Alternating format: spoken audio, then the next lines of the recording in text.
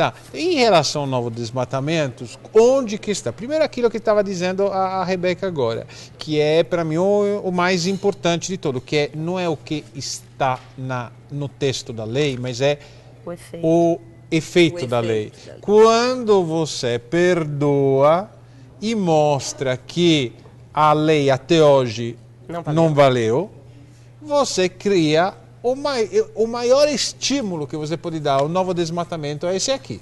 É aquele de mostrar que você passa a esponja. Né? Então, esse é o grande efeito. Isso não está escrito na lei, obviamente, né?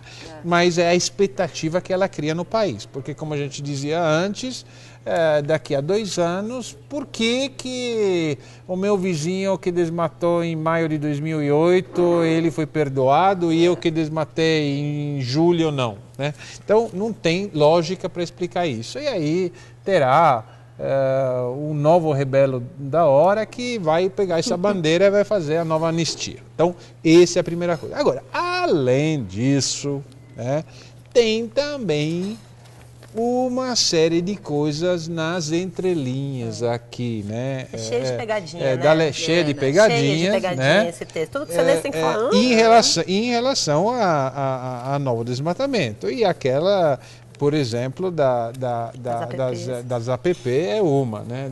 Das áreas de preservação permanente. A outra é aquela do cálculo a partir do rio, né? Quer dizer, aquela história, se a montanha, se o Maomé não vai à montanha, a montanha vai ao Maomé, não é? Ou seja, em vez de dizer que eu vou diminuir a área de preservação ao longo do rio, eu mudo o rio.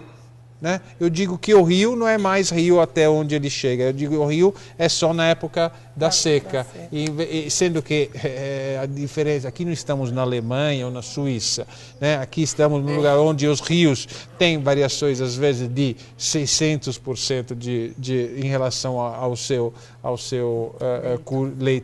leito menor. Obviamente o que faz a diferença é aquilo, é o que eu chamo da área de preservação permanente imóvel, né? Você transporta ela para outro lugar. Convém, né? Só que lá não tem mais. E aí, pronto. E aí não tem e acabou, né? Então, quer dizer, existe sim, também dentro do texto da lei, uma série de coisas que, na realidade, eu não sei até quanto maliciosamente ou por incompetência, se não era essa a intenção, mas estão lá sim também para abrir brechas.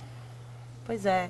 Essa questão da PP é engraçada, né? Porque quem mora em São Paulo e pega a Marginal todo dia, está andando, a Marginal está numa PP, né? A área de proteção permanente. A área de proteção permanente. A Marginal está, né, na imagem de rio e foi construída, acho que é um dos maiores erros de engenharia dessa cidade, da história dessa cidade, porque foi construída na área que enche. E quanto custou? E assim, né? E aí as pessoas, em vez de mudar a marginal de lugar, porque não é o rio que tem que ser canalizado, assoreado, né, o que fizeram com mataram o Tietê e o Pinheiros aqui dentro dessa cidade, não, assim, reclama da enchente, a culpa é da natureza, porque choveu demais, ou porque é culpa do rio.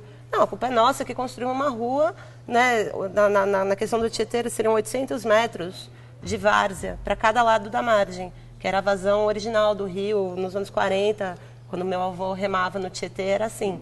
E hoje você vê milhões, bilhões sendo gastos para ampliar via da marginal, para desassorear o rio.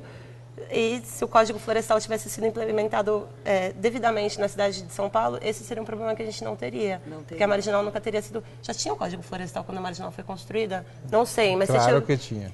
O código é de 1965, não é isso? Já tinha, né? Então, pois é, se ele tivesse sido cumprido, está aí um problema concreto. Não teria sido construída a marginal numa área, numa PP, numa várzea de rio, e a gente não teria o problema de enchente que a gente enfrenta nesse lugar, em vários outros lugares de São Paulo, várias avenidas e ruas que foram construídas indevidamente em APPs e margens de rio. Então, quando a gente fala de Código Florestal, estamos falando da Amazônia, da soja, do gado, da cana-de-açúcar, né, do Cerrado, de vários outros lugares, mas a gente também está falando de urbanismo, de ocupação inclusive de todos terra. aqueles rios que a gente não vê mais, Que porque estão já passando foram, embaixo. né, os córregos, Avenida etc., Pacaembu, que estão Avenida aqui, Sumaré. né, na cidade e que, na realidade, eles existem. É uma né, malha, mas, uma malha hidrográfica de São Paulo foi toda coberta. Não, e na hora da enchente, eles mostram que eles ainda estão Exato. lá. Aí não faz é? piscinão. Quer dizer, aí não é enchente, é rio mesmo. É rio. É lá no verão Se chove você mais. quer morar em cima de um rio, aí em frente. Quer dizer, Exatamente. Né, então, assim, o Código Florestal é uma lei lógica. Ela pode não ser lógica para quem quer ganhar dinheiro com especulação imobiliária, com monocultura, com pecuária extensiva. Pode não ser lógica na lógica da economia atual, mas é lógico. É lógico porque ele tenta levar em consideração o ciclo da natureza, o ciclo da água, o clima, o microclima, o clima regional. Não é uma lei que foi criada para manter o país na obscuridade. E eu lembro que no final dos anos 90, quando a gente começou a trabalhar com isso, eu não conhecia tão a fundo a lei, a gente foi dar uma estudada. É surpreendente a qualidade, não que não precise ser atualizada, tudo precisa ser atualizado, o que foi decidido há 50 anos atrás, é óbvio, a gente tem coisas hoje que olha, a gente não consegue atualizar sempre por conta dessa discussão. Por conta do retrocesso, ninguém tá querendo... Porque a gente sempre está discutindo o Fica retrocesso e não consegue força, atualizar, gente. né? Então, assim, a gente não tem que partir do que a gente tem, que é uma coisa razoável e boa, razoavelmente boa para a época que foi concebida, porque respeitava essa lógica da natureza e já tinha esse olhar sobre o valor da biodiversidade do recurso natural brasileiro. Ninguém aqui está dizendo que é contra, que tem que continuar como era, que tem que ficar estagnado.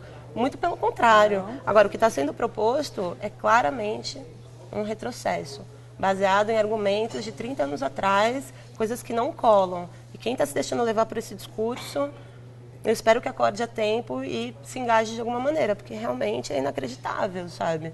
O mínimo que você sabe, minha filha que tem 8 anos, que sabe o ciclo da água, ela sabe que precisa ter floresta na beira do rio. Ela já sabe. Então, todo mundo aprendeu isso na escola, gente. Ciclo da água é básico. É só voltar um pouco, sabe?